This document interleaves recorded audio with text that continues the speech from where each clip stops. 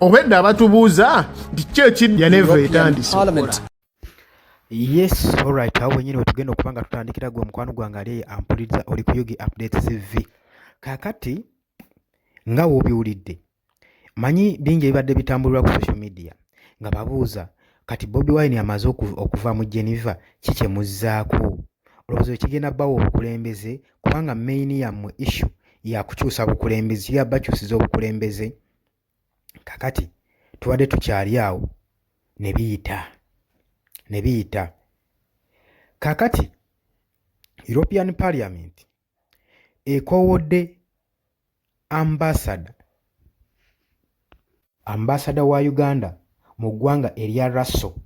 Omukyala oyo omulaba sina muddugavu sina Munnayuganda abula Uganda tugyogeddwa naye yeemu yagenda mu maaso n'okuba ng'akiikira eggwanga erya Uganda mu ggwanga erya Russell ozigwa omukwano gwange ali eyampuliriza kakati bamukoowodde naye abirewo abitebye bino ebigambibwa ebigenda mu maaso. Jjukira nti Robert Kyagulanyi Ssentamu we yabadde mu Geneva bintu bingi nnyo byali kalifayinze byatangazizza ensi seggwanga abula ensi bingi bye yamenyeemenye era bangi baataddeyo amatu bagakunkumudde. Obumenyi bw'amateeka, okukulumpanya, okutyobola eddembe ly'obuntu, baagala ono omukyala ambasada wa Uganda mu ggwanga erya Russell atendinge abinnyonnyole abitebye bino wammanga. Era bategese meeting eno egenda okubeerawo ng'ennaku z'omwezi 29 mu mwezi guno gwe tulimu omwaka 2026. Basuubira era n'omu ku bayite ye Robert Kyagulanyi Ssentamu bagenda kudisikasinga ku nsonga Robert Kyagulanyi Ssentamu ze yamenye wali eri mu Geneva Summit ze yagenze maaso n'okwawutulayininga. Yayogedde ku bintu bingi omwabadde okulinnyira eddembe ly'obuntu wabula ekyakoze nnyo point y'amakulu international community yatuvaamu. Yagambye waliwo yatuukidde ku esente egamba nti no even the international community abandoned us nga bannayuganda befudde abatalaba kigenda mu maaso mu ggwanga erya Uganda. Kakati muna abadde balina ebibuuza kati muzzaako ki kati ndowooza mufunye ansa kyekiddako. Omanyi woba ozimba ennyumba otandikira ku musingi ne gugenda nga guva waggulu kati mwe abaagala tutandikire mu mabaati.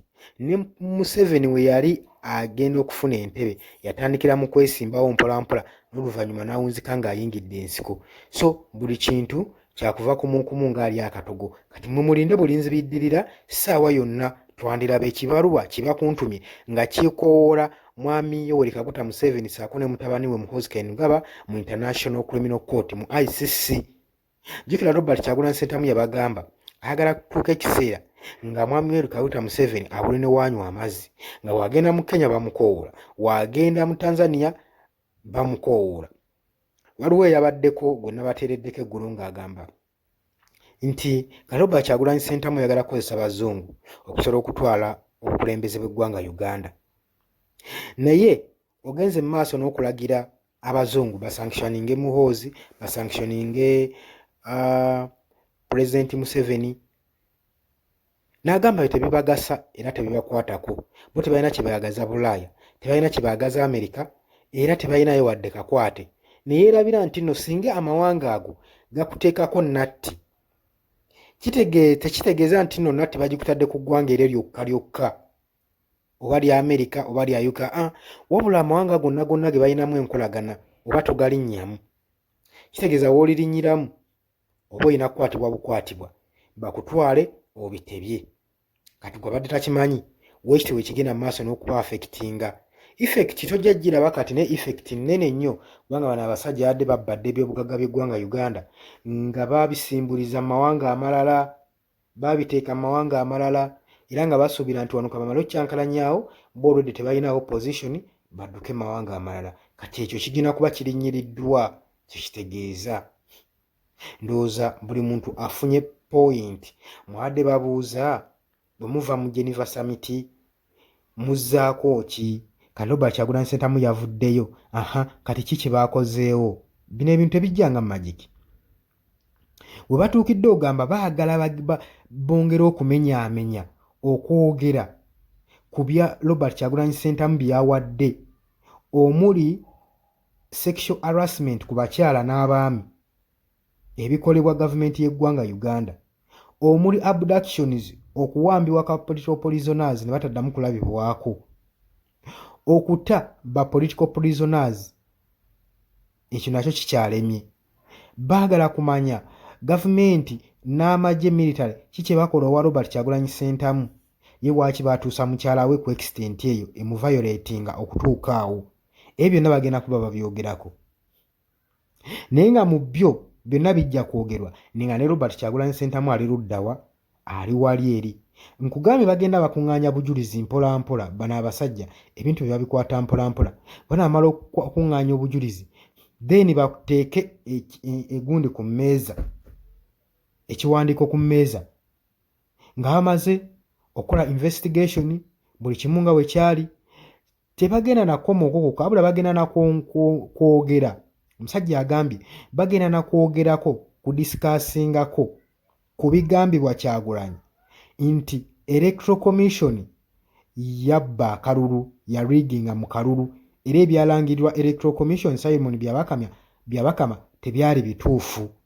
N'ekirala okukakasa eggwanga nti nno kano akalulu akaaliwo ennaku z'omwezi 15 tekaali kalulu, it was a military operation. Ebyo byonna byakwogerwako.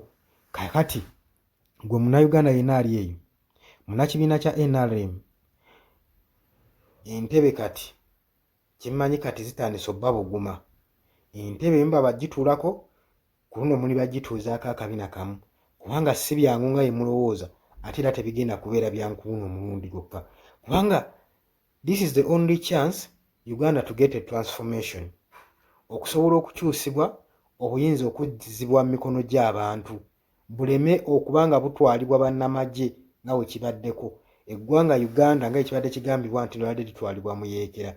Yes, kati no ke kaseera buli kimu kigenda kujja mpola mpola. Bingi bye mukyalaba nkuyanja, kubanga ye Robert Kyagulanyi Ssentamu agamba situdde nkyagenda mu maaso n'okuba nga nfumba buli lukyafumba. Oli ku Yogi Updates TV ko sinziro obanga otuwuliriza. Nagambye gwe atanatweyunga kukkirira wansi waliwo ekigambo subscribe kikooneko, ojja kuba ng'osobola bulungi nnyo otweyungako. Abali mu diaspora mbatumiddeko nnyo, sharinga, commentinga. Kaakati singa meeting eno etuuzibwa, discussion zonna ne zigenda mu maaso,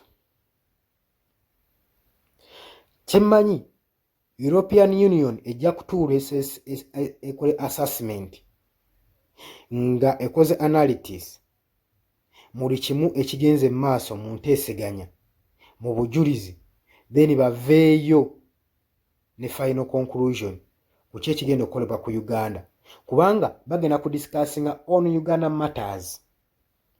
Geneva we yatudde yabaddemu amawanga mangi agagenda mu maaso n'okudiscussinga ku human violence mawanga gaabwe. Ne bakonsidalinze nnyo Uganda, era bakoze ne ka sub meeting ke kano akagenda okubawo ng'ennaku z'omwezi 29 batuule badisikasinge ku nsonga z'eggwanga Uganda.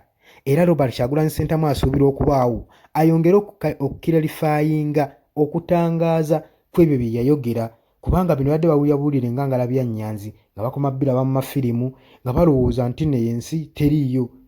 Si bya ddala bo tebabikkiriza, naye kati kyabamaze enviri ku mutwe ng'ezimu ne evidence nga weeziri.